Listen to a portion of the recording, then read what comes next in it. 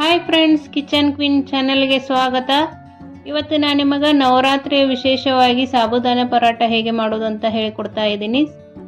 ಸಾಬುದಾನಿ ಪರಾಟ ಮಾಡಲು ಬೇಕಾಗುವಂಥ ಸಾಮಗ್ರಿಗಳು: ನೆನೆಸಿರುವ ಸಾಬುದಾನಿ ಮತ್ತು ಬಾಯ್ಲ್ ಮಾಡಿಟ್ಟಿರುವ ಆಲೂಗಡ್ಡೆ, ಸ್ವಲ್ಪ ಕರಿಬೇವು ಸೊಪ್ಪು, ಸ್ವಲ್ಪ ಕೊತ್ತಂಬರಿ ಸೊಪ್ಪು, ಚಿಲ್ಲಿ ಪೇಸ್ಟ್ ಮತ್ತು ಪೀನಟ್ ಪೌಡರ್. ಈಗ ಹೇಗೆ ಮಾಡೋದಂತ ನೋಡೋಣ. ಮೊದಲಿಗೆ ಬಾಯ್ಲ್ ಮಾಡಿರುವ ಆಲೂಗಡ್ಡೆಯನ್ನು ಚೆನ್ನಾಗಿ ಸ್ಮ್ಯಾಶ್ ಮಾಡಿ ಸಾಬುದಾನಿಗೆ ಹಾಕಿಕೊಳ್ಳಬೇಕು.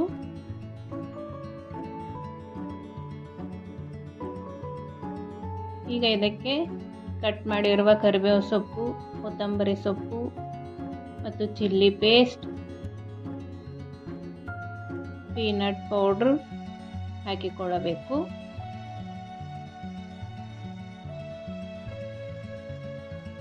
ಈಗ ಇದಕ್ಕೆ ಉಪವಾಸದ ಉಪ್ಪನ್ನು ಹಾಕಿಕೊಳ್ಳೋಣ.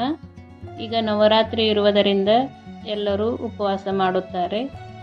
ಉಪವಾಸಕ್ಕೆ ಇದು ತುಂಬ ಚೆನ್ನಾಗಿರುತ್ತದೆ. ಸಾಫ್ಟಾಗಿ ಟೇಸ್ಟಿಯಾಗಿ ತುಂಬ ಚೆನ್ನಾಗಿರುತ್ತದೆ. ಒಂದು ಸಲ ಟ್ರೈ ಮಾಡಿ, ಹೇಗೆ ಬಂತು ಅಂತ ನನಗೆ ಕಮೆಂಟ್ ಮಾಡಿ ಹೇಳಿರಿ. ಈ ರೀತಿ ಚೆನ್ನಾಗಿ ಮಿಕ್ಸ್ ಮಾಡಿ ಈ ರೀತಿ ಬಾಲ್ ಮಾಡಿಕೊಳ್ಳಬೇಕು.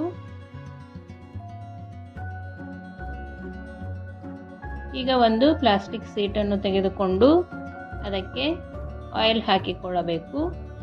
ಆಯಿಲನ್ನು ಎಲ್ಲ ಕಡೆ ಸ್ಪ್ರೆಡ್ ಮಾಡಬೇಕು.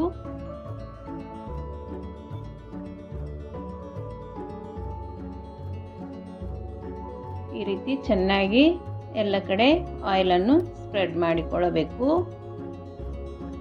ಈಗ ಸಾಬುದಾನಿ ಬಾಲನ್ನು ತೆಗೆದುಕೊಂಡು ಈ ರೀತಿ ಕೈಯಿಂದ ಚೆನ್ನಾಗಿ ತಟ್ಟಿಕೊಳ್ಳಬೇಕು.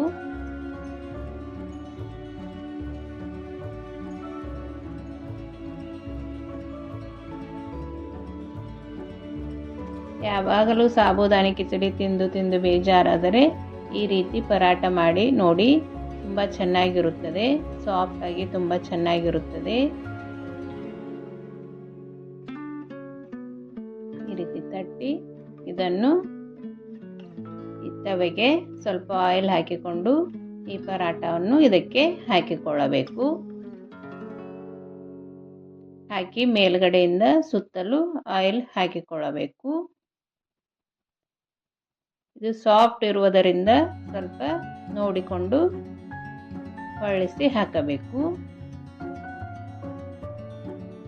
ನಾನು ಮಾಡುವ ಅಡುಗೆಗಳು ನಿಮಗೆ ಇಷ್ಟವಾದಲ್ಲಿ ನನ್ನ ಚಾನೆಲನ್ನು ಸಬ್ಸ್ಕ್ರೈಬ್ ಮಾಡಿ, ಶೇರ್ ಮಾಡಿ, ಲೈಕ್ ಮಾಡಿ ಮತ್ತು ಪಕ್ಕದಲ್ಲೇ ಇರುವ ಬೆಲ್ ಐಕಾನನ್ನು ಕ್ಲಿಕ್ ಮಾಡಿ ಆಲ್ ಅಂತ ಸೆಲೆಕ್ಟ್ ಮಾಡಿರಿ. ಈ ರೀತಿ ಸುತ್ತಲೂ ತೆಗೆದು ಈ ರೀತಿ ನಿಧಾನವಾಗಿ ಹೊಳಿಸಿ ಹಾಕಿಕೊಳ್ಳಬೇಕು.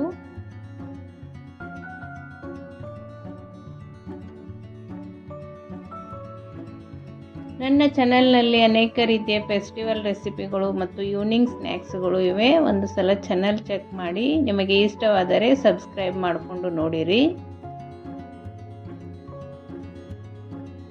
ಆಯಿಲ್ ಹಾಕಿ ಎರಡು ಬದಿ ಚೆನ್ನಾಗಿ ಬೇಯಿಸಿಕೊಳ್ಳಬೇಕು.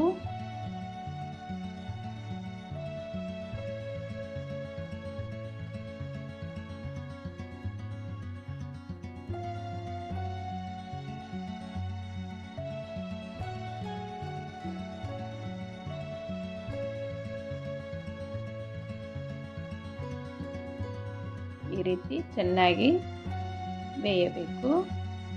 ಈಗ ಸಾಬುದಾನಿ ಪರಾಟ ರೆಡಿಯಾಗಿದೆ. ಇದನ್ನು ತೆಗೆದುಕೊಳ್ಳೋಣ.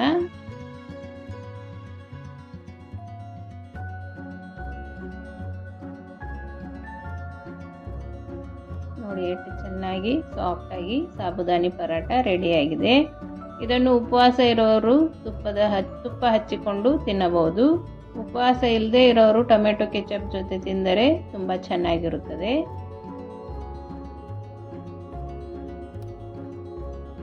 ಈಗ ಸಾಬುದಾನಿ ಪರಾಟ ರೆಡಿ ಆಯಿತು.